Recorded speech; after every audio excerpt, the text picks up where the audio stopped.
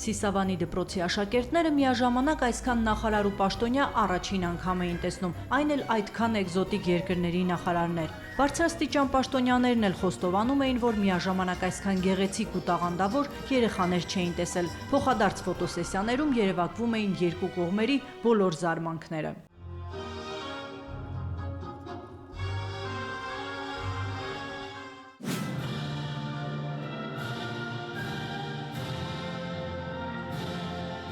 Անցած շաբաթ Երևանում անցկացվեց երեխաների սնուցման համաշխարհային 18-րդ ֆորումը։ Երևան էին ժամանել 65 երկրից մոտ 250 հյուր, այդ թվում 2 տասնյակ նախարարներ Հորդանանից, Լեսոտոից, Բենինից, Բուրունդուից, Զիմբաբվեից, Կոնգոից, Թունիսից եւ այլ երկրներից։ Բարով եք եկել Հայաստան։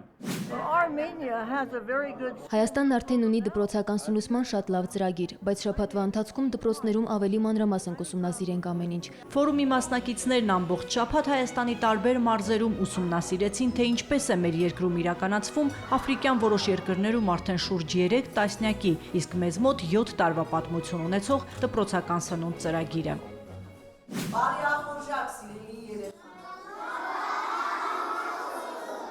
Հանրապետության մարզերի դպրոցների շուրջ 83,000 աշակերտ ամեն աշխատանքային օր լսում է այս մաղթանքն ու օգտվում իր համար իր դպրոցում նախատեսված հերթական ճաշից։ Դպրոցական սնունդ ծրագիրը մեր երկրում մեկնարկել է 2010-ից։ 7 տարվա ընթացքում ցուցակում աստիճանաբար ավելացնելով հերթական մարզի անունը, կառավարությունն այսօր դպրոցական սնունդ է տրամադրում Հայաստանի բոլոր 10 մարզերի առաջինից 4-րդ դասարանի աշակերտներին։ Իհարկե ինքը սոցիալական մեծ ծավալ ունի եւ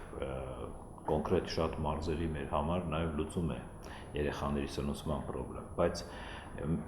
իբրև կրթության համակարգի այսպես պատասխանատու ինձ շատ կարևոր է, որ այդ երեխաները սովորում են համակեցության կանոններ,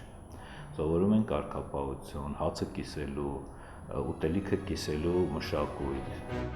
Արտաշատի համար 5 հիմնական դպրոցն է, այստեղ սովորում է ավելի քան 770 աշակերտ։ Ամեն օր առավոտվա 7-ից խոհանոցի աշխատողներն այստեղ են, որպեսզի հասցնեն դպրոցի աշակերտների 60%-ից ավելիի 435 աշակերտի համար, որոնք սնվում են դպրոցում, տաք, համեղ ու անվտանգ սնունդ պատրաստել։ Չվեն ասում են երեխաները, այսօր տալու են կարտոշկայով, հատաղումով, հավի մսով, ապուր։ Ծրագիրը այնքանով է արդարացված, որ երեխան դպրոցում 6 ժամ, 5 ժամ մնալով անպայման պիտի սնվի, բուֆետային պայմաններում հնարավոր չի, ասենք մեկ բուլկի կամ խաչապուրի, շատերը դրա հնարավորությունն էլ չունեն ու երեխաները մեծ մասը անապահով ընտանիքների են եւ նույնիսկ ապահով ընտանիքի երեխաներն էլ եւ դպրոցում սնվում են, երեխաների եւ տրամադրությունը եւ առողջությունը եւ տենց աշխուժությունը ավելի ակտիվ է լինում ուսման ընթացքը որակը բարձրացնելու համար։ Շատ գոհ եմ ունենալով 2 երեխա, ինձ շատ հարմար է, թե ֆինանսապես, թե որ իմ երեխան կուշտ է գալիս դպրոցից տուն։ Երեխաս չի ուտում հնդկածավար, բայց այստեղ շատ սիրով է ուտում։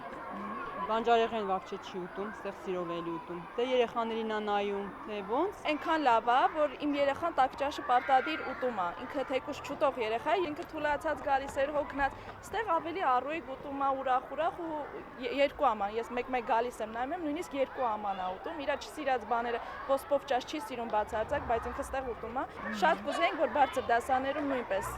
ներմուծեին այս ծրագիրը։ Փորձեցինք երեխաներից հարցնել, թե արդյոք գոհ են դպրոցում իրենց տրվող սննդից ու առաջին րոպեներին նրանց պատասխաններից զարմացանք։ Համով է։ Չէ, Լևոն ջան համով է, ճաշիկը։ Չեմ ուտում ես տենց ճաշիկ։ Հատանն էլ չես ուտում։ Հետո պարզեցինք, որ երեխաների մեծ մասը ապուր չի սիրում։ Սուպերի հետ մի քիչ տենց սեր չունեն։ Ամենաշատին չես սիրում ուտել։ Գրեշկա։ Դու ես գրեչկա։ Ոսպով ճաշ, գրեշկա։ Ի տարբերություն ֆորումի մասնակից այլ երկրների, Հայաստանում այս ծրագիրն այլ նպատակի հետ ապնդում։ Աֆրիկյան երկրներում հիմնականը սովի խնդրի լուծումներ եւ դպրոցներում սնունդ մատակարարելու շնորհիվ երեխաներին դպրոց բերելու կրթություն տալու խնդիրներ լուծվում։ Մեր դեպքում դա թերսնման խնդիր մենք ունենք, ոչ թե սովի, այլ թերսնման, բայց նաև սոցիալական հսկայական նշանակություն ունի։ Աղքատությունը բավականին մեծ տոկոս է կազմում եւ դպրոցում սննդի մատակարարումը որոշակիորեն թեթևացնում է նաև ընտանիքների սոցիալական հոգսերը։ Հորդանանի փոխվարչապետն է, պատմում է, որ իր երկրում արդեն 33 տարի այս ծրագիրը կիրառվում է, բայց երբեք դեռ երեխաներին տաք սնունդ չեն կարողացել ապահովել։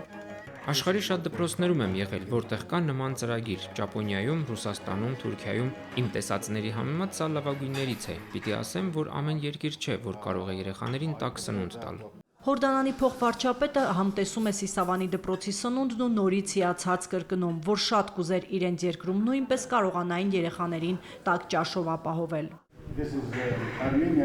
Հայկական հաց շատ եմ սիրում, ես մեզ մոտ էլ հայերից եմ հաց գնում։ Մենք մեր դպրոցներում սկսեցինք կաթով, հետո թխվածքաբլիթ ավելացրինք, բայց ձեր մակարդակին դեռ չենք հասել։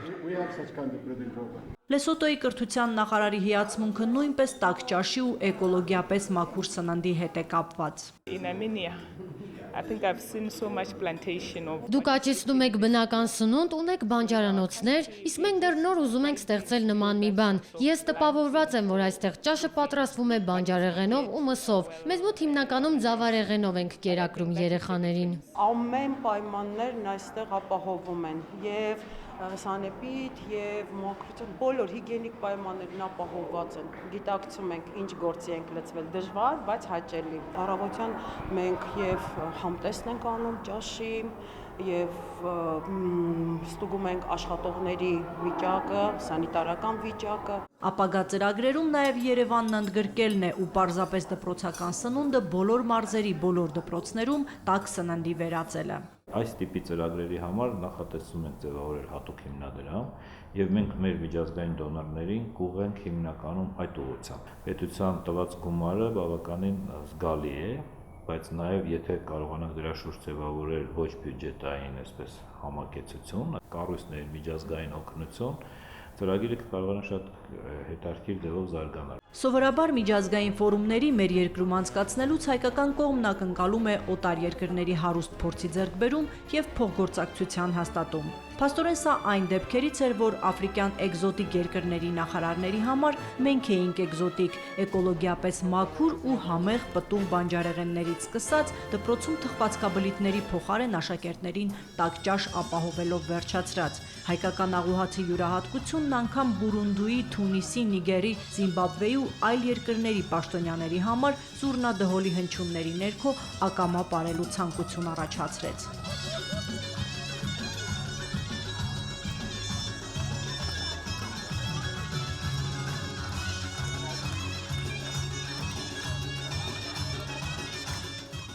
Ռուզաննա Վարդերեսյան, Հովհաննես Քյոսեյան, Առաջին ալիք։